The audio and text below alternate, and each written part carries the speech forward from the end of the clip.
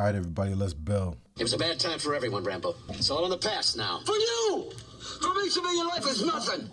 In the view, we had a code of honor. New J You Electronic. watch my back, I watch yours. Actually, there's nothing. You're the last of an elite group. Don't end it like this. My name is Yves Darbouz, and this is the Pan-African product, J. The long road to one's own destiny ain't paved. This treacherous path through the wilderness is only for the brave. Sometimes you seem like a madman shot out of a cave. All everybody else sees is death, all I see is the parade. The soul that gave birth to my grandmother was a slave, so I refused to walk on by crying like Isaac Hayes. For every day I miss a lot, I intensify the cotton, told the truth from the pyramid top like Anwar Sadat. Ashes to ashes, I took my time like molasses. With these civilization clashes, I just shout to the masses. I'm like a miniature Jesus of Nazareth, slugged up with my soldier rag and my Reebok classics. If they ask what's my sign, I'm falling right to here. Hazardous, the edge of my forged iron and my sheet is the jaggedest.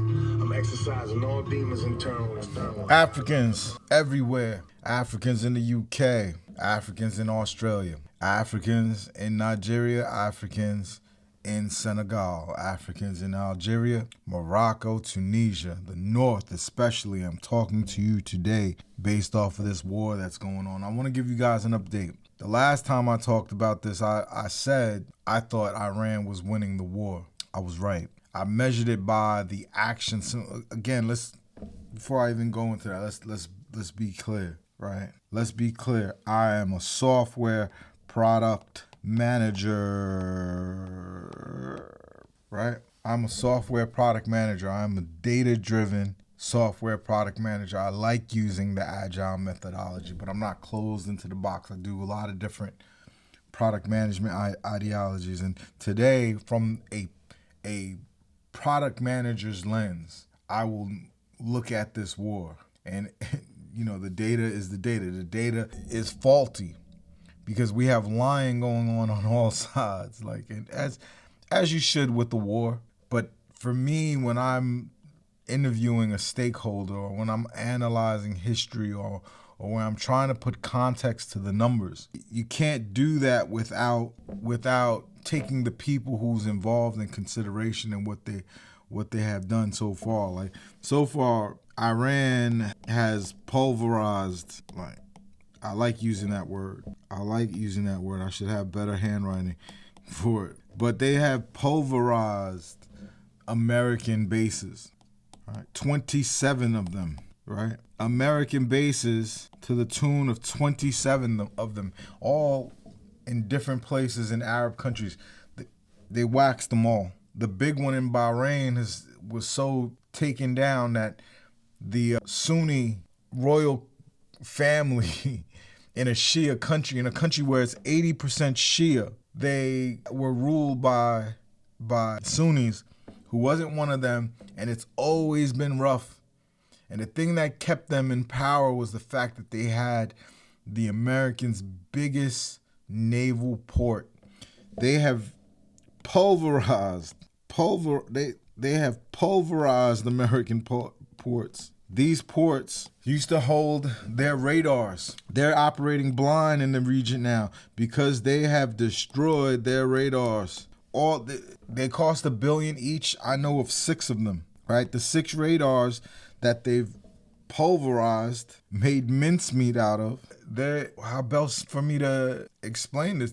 They just punished them, right? The media has been a total waste, right? The American media, the media that you enjoy in Africa, on the continent itself, all of that is funded by NGOs and USAID and other disruptive, disenfranchising forces that are within all African countries. They are for sure putting their thumb on the scale. Most of the media you see, even the media run by 100% by Africans, completely overrun by it, and it's because all of their funding, if not every drop of it, is coming from non-African sources.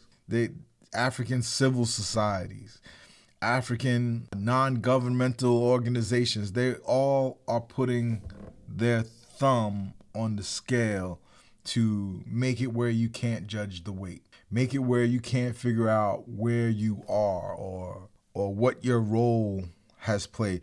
The media in the United States, CNN, MSNBC, Fox News, worthless. The media is worthless, right? The worthless media has not told you this, has not told you this, has not told you any of this. You have to get this from independent media. You have to get this from decentralized media, which is something that we'll talk about a little bit later in the week, right?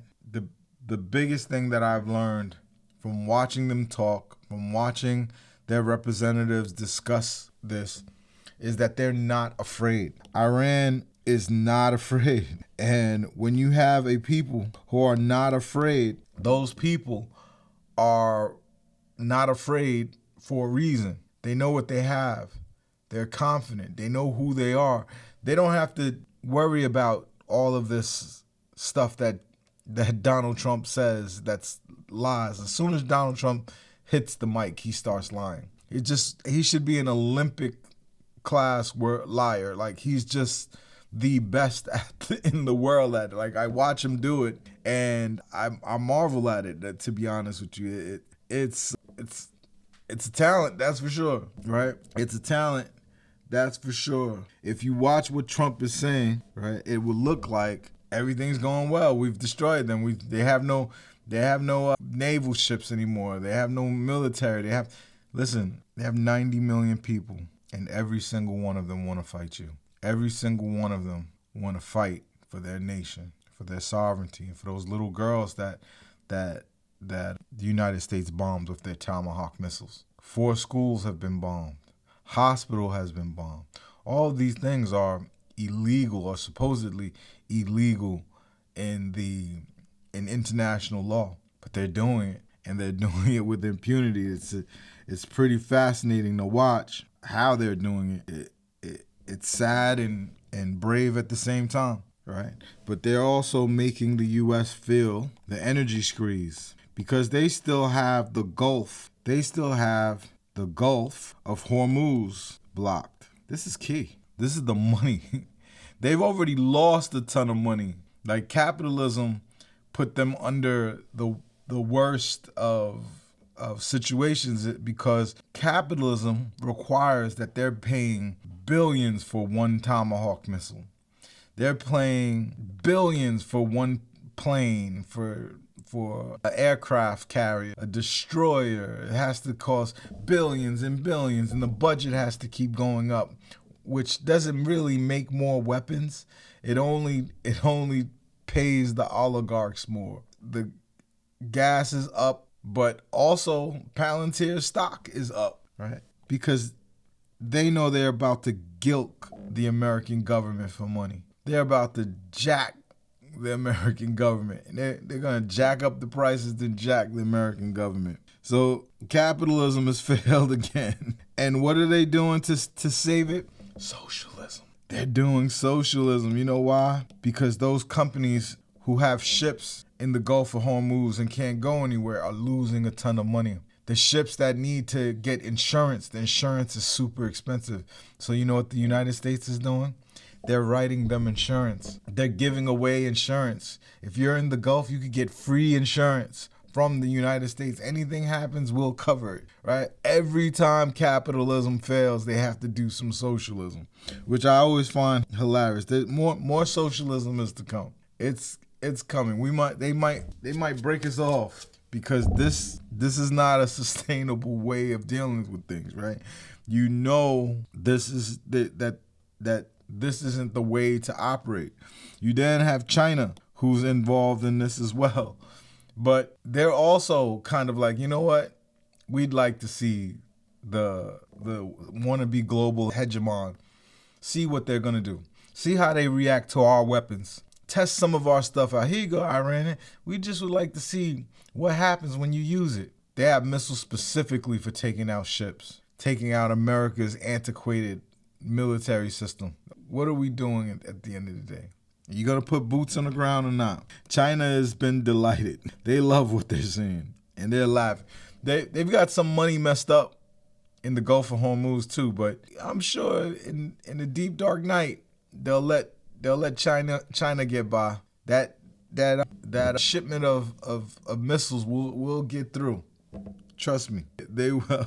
Right? The U.S. defense systems are down. Your Golden Dome, your Golden Dome, fake. More like fool's golden dome. What the Iron Dome? I'm sorry, I said it wrong. The Iron Dome is not doing its job. The U.S. defense systems look stupid. They look stupid. And guess who's not reporting this to you? Your media. Your media is not telling you any of this. You have ports being destroyed, right? You not only has I pulverized all 27 bases, not 5 bases, not 10 bases, 27 bases, right? 27. Y'all, and we're just sitting here laughing. We're sitting here joking. It's not a funny situation. It is literally a fight against evil. I get it. I'm with all that. But it doesn't change the fact that these guys who represent the people of the United States are clowns. They're clowns. And they're taking you through this war. Like, Donald Trump doesn't want any more. He just wants to look good. He doesn't want any more punishment. He just wants to look good, right? The data is not good. The data is faulty because they lie and hide the data. But that gives you the number one data point that you need, is when you lie and you hide what's happening, that means it's not going well. Because if it was going well, even if there was a few deaths, you'd say, you know what? We lost a few people, but it's mission accomplished. Let's move on. No, you just get this petty talk. And what does that mean to Pan-Africans? No, Pan-Africans need to look at this situation, or Africans in general need to look at this situation and see their future. When this thing doesn't work out, they're just going to try to find a weaker opponent to beat down and take their resources. They're $39 trillion in debt. They'll be above $40 trillion in debt after this year. Their whole system is a farce. If you can hold $39 trillion in debt with no real clear way of, you're not a monetary system. You're not in economics. You're a bully, and everyone wants to fight the bully. That's what people talk about, the bully, when the bully's not there. How are we gonna get together to beat them? And of course, some people will be soft, and some people will be afraid. But you can't be afraid. The only way to beat a bully is to punch him in the mouth. And the way we're currently constituted, Africa, we're not set up like Iran is set up. They've purposely made us fight each other, hate each other, and then even kind of scoff at each other. Oh, Libya, they're taking you. Ooh, look bad over there. You're all in jeopardy. You're all in danger. All of this information that we're looking at here, all of it should tell you that you're not dealing with a country that deals straight. This country can't. It is woven into the fabric of their being. They were in negotiations. When the U.S. government bombed a girls' school, killing almost 200 girls. 200 girls under 12 years old. And they've now gone on to bomb a few other schools. They're flying blind. They don't know what they're doing. They're just sending jet planes across the sky, hitting whatever they can hit. Years of hubris, years of getting fat, years of just having the arrogance to think that you could just walk in and do whatever to countries. Iran, to me, is not just fighting for Iran. Iran is fighting for Venezuela. Iran is fighting for Haiti. Iran is fighting for Nigeria's dumbass. I'm sorry, Nigerians. I love you. You're my brothers. But you're inviting Trump in here? You're inviting the devil into your house? Haven't you seen sinners? You didn't invite the devil in your house.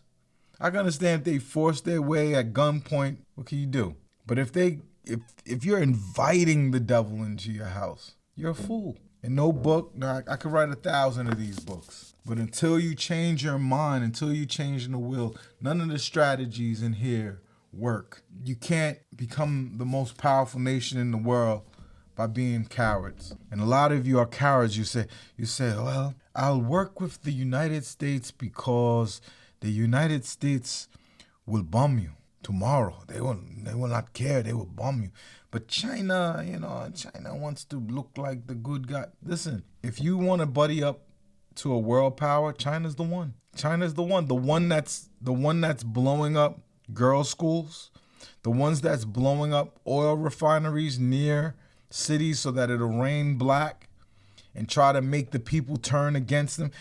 You don't understand what it's like to live with a sincere and a forthright people. You're used to the phonies that hang around you. You're used to the Epstein class. You think that's human nature to be like the Epstein class. It's not human nature. It's also not human nature to want to live next to the Epstein class. Like, something is really just messed up inside of us. If you want to live with the people who've done all of these things, the people who fight dishonorably, you're the most powerful nation in the world and you have to fight dishonorably? Africans, we need to get our mind right. We need to get our mind right. Like, some of the most educated and charismatic brothers live in Nigeria and they're calling for Trump. There's brothers in Ghana calling for Trump. We need more psychologists in Africa to help us get over this post-colonial, post-slave disorder that we have, because it's bad. If you can't see good from evil, wrong from right, and who you're dealing with and what you're dealing with, it shows that the parable that Jesus says that it's easier to put a donkey through the eye of a needle, or a camel through the eye of a needle, than to get a rich man into the gates of heaven. I believe that. I believe that the Epstein class, the Epstein files, has made that clear, that when you become fuck you rich, it perverts your brain. Right? We talk about it in the book. Absolute power corrupts absolutely. We need to have systems that protect humans from these type of attacks in your mind. They're psychological attacks. That's why they call them psyops. But this war doesn't seem to be ending anytime soon. I love when Iran goes out there and tells them we'll let you know when the war is over. You can sit here and claim whatever you want, Trump. We'll let you know when the war is over. I can't wait for Africa to be able to say that. I can't wait for Africa to be that country that can do that too. Because the way we're going, we're just setting ourselves up to be victims. Because when this thing is over and they have to recoup the money, they're coming to Nigeria to get that money. To give any credence to the value of the dollar, they're going to have to steal. They're coming to AES to get the uranium. They're coming. And you think you could do health deals with them.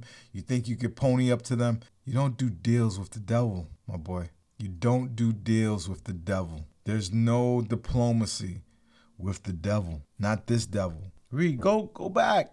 Do your research. Understand every little crooked, broken promise, cheap trick. That's what you're seeing. And that's what you're seeing with Trump. All the bluster, all the bravado. It's fake. He's terrified. He's a coward and he's a cheater. Right? Great. There's plenty of articles about him and how he cheats at golf.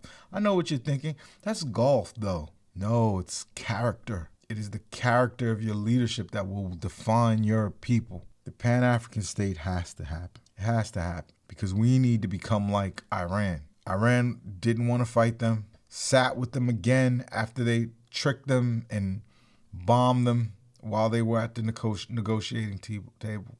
Sucker punch. And they did it again, giving them all of the benefit of the doubt, which Africans should never give them. Forget that this diplomacy thing, say the truth. Iran has never been more powerful in their truth. When they were trying to negotiate, that's when they were weak. But they had to do that. That was the right thing to do. Even though the world, the BBC News and everything else is reporting nonsense, the actions speak louder than words. Look at Trump. Study him.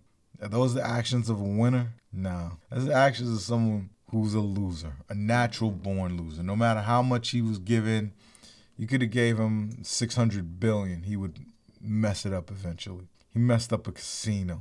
He messed up a sports franchise. He even, the one good thing he was good at which was his television show. He was great at reality TV. It's a reality TV show. He's turned the American country, into the United States, into a reality TV show. It's a joke. And now is the time for us to act. Now is the time for us to start putting some of these plans that we discuss in this book, Leave Operationalizing the Pan-African State. I always have to plug it because I want you to have it. I want you to give energy to this movement that we're building.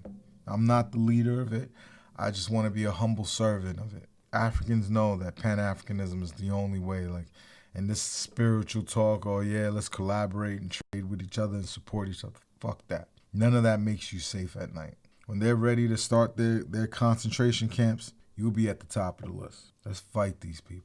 Let's pay very close attention to what Iran is doing and the fight that they're fighting, the military that they're fighting.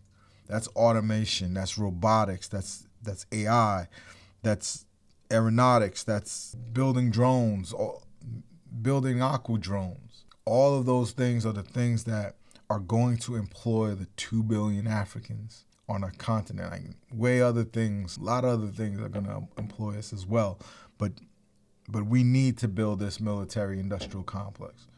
We need to learn from Russia how they survived the sanctions and everything else to be able to build an economy off of their military. It was very shrewd of Putin.